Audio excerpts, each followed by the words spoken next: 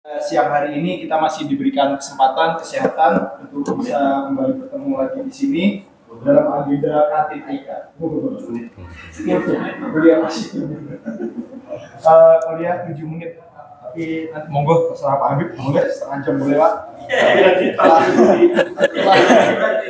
Setelah hadir di tengah-tengah kita Bapak Ahmad Habib yang akan menyampaikan kajian pada siang hari ini.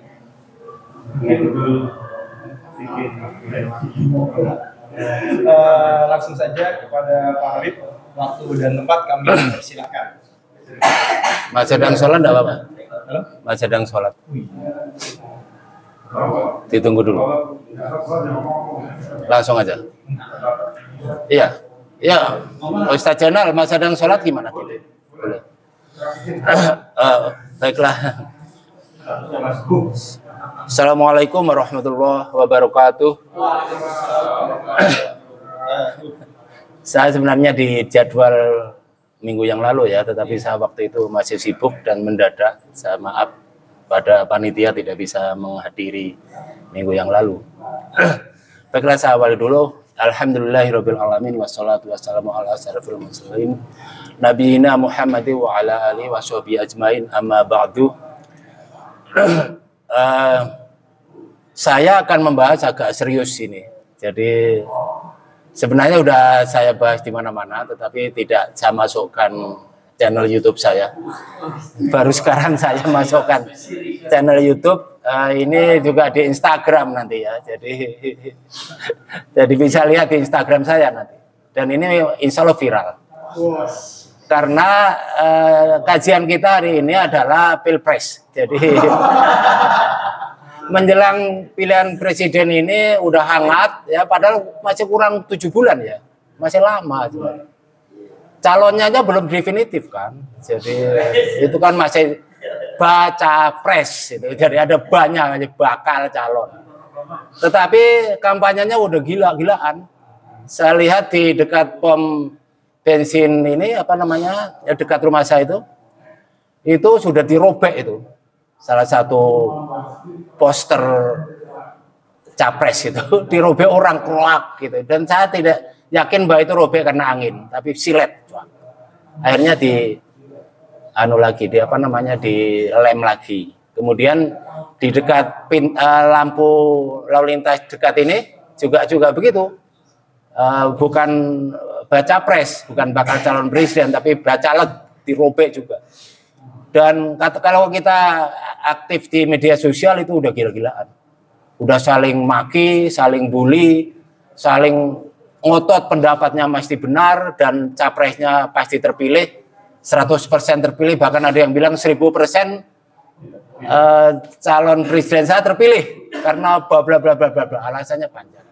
Tetapi kita lihat bahwa di Indonesia ini, saya udah diskusi dengan Pak Rahmat bahwa ada banyak variabel dalam Pilpres itu. Tidak sederhana banget. Kalau di luar negeri barangkali sederhana. Di Amerika Republik, Demokrat itu menang Republik karena bla bla bla bla, calonnya kuat atau apa. Atau isunya. Waktu Obama dulu kan change misalkan itu. Nah di sini sekarang ada perubahan change juga. Ya. Tapi belum tentu itu akan memenangkan. Tapi ada variabel lain. Kalau menurut saya variabel yang paling jelas itu nanti cawapresnya siapa. Jadi bakal calon wakil presidennya siapa. Karena itu menentukan.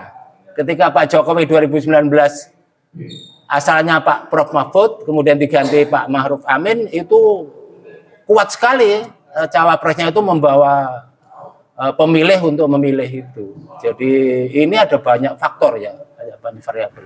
Oleh karena itu jangan terlalu pede, jangan terlalu optimis, jangan terlalu menghina orang lain. Itu kadang-kadang bisa kalah gitu. Jadi makin dihina kadang-kadang makin menang gitu. Jadilah saya akan membawakan ini, karena ini pengajian, saya akan membawakan surat Al-Imran ayat 26. Yang saya kira udah hafal semua. Kalau di kampung saya di masjid itu dijadikan wiridan ini. Disambung dengan ayat kursi. Ayat kursi itu yang pertama itu ya, la ilaha illallah, itu terus sampai ini terakhir. Dua ayat Al-Imran 26, 27 ini terakhir.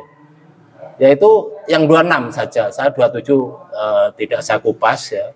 Jadi begini, Allah itu sudah akan menakdirkan siapa pemenangnya capres nanti. Pilpres nanti siapa pemenangnya itu udah di kantongnya beliau. Jadi artinya sudah ada itu. Cuman kita ini yang masih bingung ya, masih ikhtiar, masih ini. Ya siapa nyangka kita dulu Pak Jokowi 2 periode. 1 periode aja dulu dimaki-maki, difitnah, di macam-macam. Saya kebetulan ini pernah jadi tim sesnya lah 2 periode itu. Tetapi kan ketika tim kami itu lemah dan stres, saya akhirnya tanya kepada ustadz saya di Banyuwangi sana, saya telepon. Baca aja surat Al-Imran 26 gitu supaya optimis gitu loh. Akhirnya alhamdulillah setelah saya baca benar. Jadi coba saya baca ya, saya baca ulang. Bismillahirrahmanirrahim. Qulillahumma malikul mulki tu'til mulka min man tasya wa tuji' al mulka mimman tasya wa tu'izzu man tasya wa tudhillu man tasya biadikal khair innaka ala kulli syai'in qadir. Jadi jelas di ayat ini Tuhan itu Gusti Allah akan memberikan kekuasaan kepada seseorang yang beliau pilih, Allah pilih, dan dia akan mengambil juga kekuasaan itu dari tangan orang itu, dari kekuasaan orang itu akan diambil begitu aja mendadak. Zaman Pak Harto kan mendadak sekali. Siapa menyangka Pak Harto itu jatuhnya seperti itu? Ya, Saddam Hussein kurang apa kuatnya? Jatuh, diambil kekuasaan. Nah, oleh karena itu, ya ini variabel agama, variabel Islam di dalam pilpres. Jadi, ya kita jangan terlalu optimis, walaupun ikhtiarnya luar biasa. Saya lihat ikhtiarnya ini masih baca wapres ya, ada 3 yang kemungkinan ya. Masing-masing mengklaim pasti menang. Misalkan 2 putaran pun si A menang. Itu. Karena apa? Bla bla bla. Alasannya banyak sekali, kelemahannya diungkap. Semua kelemahan diungkap. Tapi saya yakin bahwa Gusti Allah, katanya bahasa Jawanya mboten sare gitu. Sudah akan menentukan siapa nanti akan menjadi presiden kita gitu. Lah ini kan mungkin pesimis lah. Loh, kalau gitu enggak usah ikhtiar, ya janganlah. Terutama ini dosen-dosen FISIP kan. Anda harus aktif di situ. Saya termasuk di sini, saya aktif juga. Jadi, tapi alhamdulillah saya insya Allah 2024 ini saya absen dari tim ses, tidak menjadi tim ses lagi, udah capek. 2 periode cukup. Gitu. 2 periode itu udah capek, Pak. Ustadz Jenal itu capek sekali. Saya sampai gundul itu 2014 itu gara-gara kecapean itu. Kenapa saya gundul? Karena begitu kerasnya benturan-benturan itu. Waktu itu saya tim suksesnya pribadi dari medsos, main di Facebook. Bahkan ada, saya sudah nyebut nama ya, ada dosen FISIP ini yang melawan saya. Berantem terus di Facebook. Jadi bukan hanya satu loh, FISIP ada di Fakultas Agama Islam ada. Di teknik ada itu, wah sampai berantem sampai malam 2019. Jadi, tetapi alhamdulillah ya itu saya kan cawe-cawe dalam istilahnya kan cawe-cawe. Gara-gara ya diminta oleh senior saya sudah nyebut namanya. Diminta suruh bantu yang bantu, tapi sekarang belum ada yang minta Pak Jenderal. Jadi insya Allah tidak ada. Dan itu bukan karena cuan ya, bukan karena uang. Demi Allah ikhlas. Apa ya? Iya, jadi ikhlas saja. Walaupun teman lain mungkin dapat cuan, saya enggak. Alhamdulillah ikhlas dan membantu supaya dalam dapetin cuan pakai MPS hari.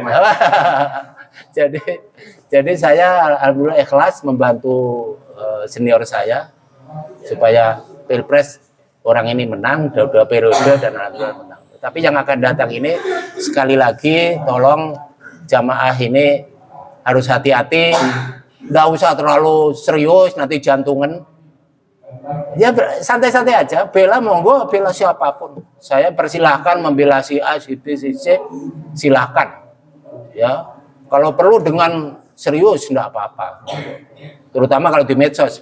Kalau di medsos kan nggak apa-apa. asal jangan berantem secara fisik kan.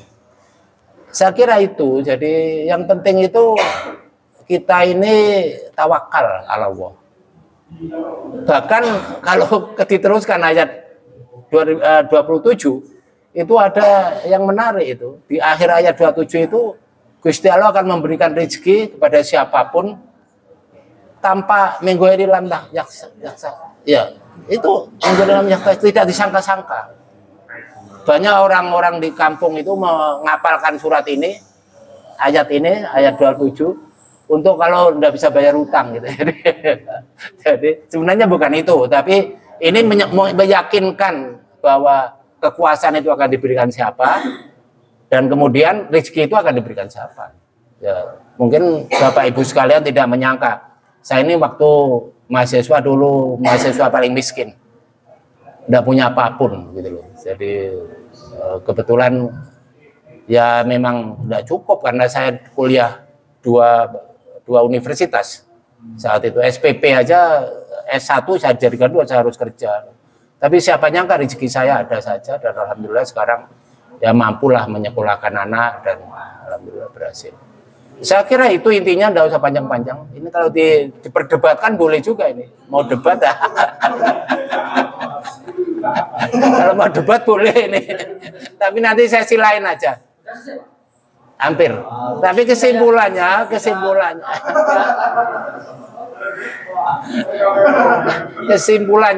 saya kira satu sisi saya menghimbau bahwa dosen FISIP ini harus aktif di dalam berpolitik.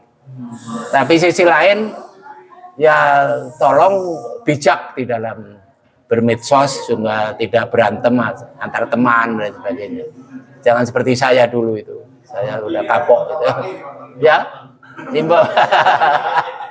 Pilihan kita beda, tidak apa-apa lah, biasa. Dan siapa yang menang, serahkan Gusti Allah aja, tawakal Allah. Itu aja intinya. Jadi tidak usah takut kalah, takut menang, bukan takut menang ya.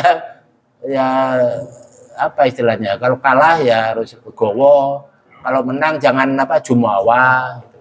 Jadi biasa-biasa aja. Saya kira itu pesan terakhir saya. Saya akhiri, assalamualaikum warahmatullahi wabarakatuh. Alhamdulillah. Terima kasih Bapak Ibu sekalian. Kita tutup dengan baca hamdalah.